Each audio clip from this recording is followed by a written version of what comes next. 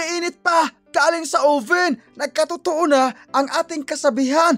Kalabaw lang ang tumatanda, kabayo lang ang humihina. Dahil si Lola Bron umiscore ng 29. Imagine, at the age of 40, umiscore ng 29. So ang ibig sabihin, si Lola Bron ay may asim pa.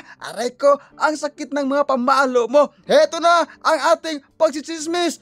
Lakers versus 76ers. Bago tayo dumadako sa ating pagchichismis, update muna tayo kay Luka. Good news mga idol, dahil ang ating maluluka balik laro na siya. Eto na, dumadako na tayo sa first quarter sa ating pagchichismis. Eto na, Luka, nakakaluka. Pasa ang bola. At ito na, dumidiskarte sa ire. At ito na, pasa na naman kay Luka, ang maluluka. Luka, pumito ng fadeaway good for to ang kanyang binitawan, beng. Halimaw na ang ating maluluka. Basta Luka, nakakaluka. Eto na, 76ers ang bola. Ito na, parang Junior Luka ang nakakaluka, ang mahawak ng bola. Pumito ng long distance si beng. Pasok naman ang kanyang binitawan. Score, hati natin sa minute na oven. 2-3 lamang ang Philadelphia. Eto na, Luka, pasa kay Rui Hachimura.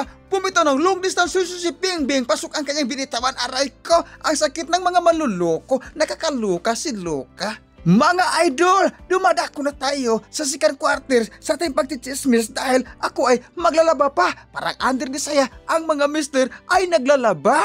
Eto na, Lola Bron, pumito ng blind pass at eto na, good for to ang kanyang floater. Aray ko, ang sakit ng mga pamalo mo. Eto na, ang ating Lola Bron, pumito ng long distance si beng. Pasok ang kanyang binitawan, may asim pa si Lola Bron. Aray ko, ang sakit ng mga asim mo, Lola Bron. Dumadako na tayo mga idol sa third quarter dahil panalo na ang Warriors kanina. Meron na silang record na 13-12. Ang ibig sabihin, aangat na ang standing sa ating Golden State Warriors. Eto na, ang ating nabangan, ang ating Lola, bumitaw ng long distance si beng. Pasok ang kanyang binitawan. Sinabi ko na kanina, kalabaw lang ang tumatanda, kabayo lang ang umihina dahil si Lola Bron may asim pa. Mukhang maasim. Aray ko, ang sakit ng mga maasim mo. Eto na, Maxi Phil!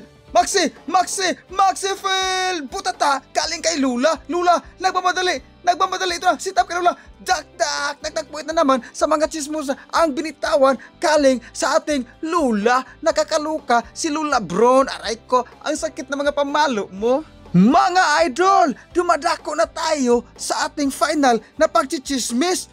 Fourth quarter na pala. Eto na, ang ating maluluka, bumito ng fadeaway good for to ang kanyang binitawan.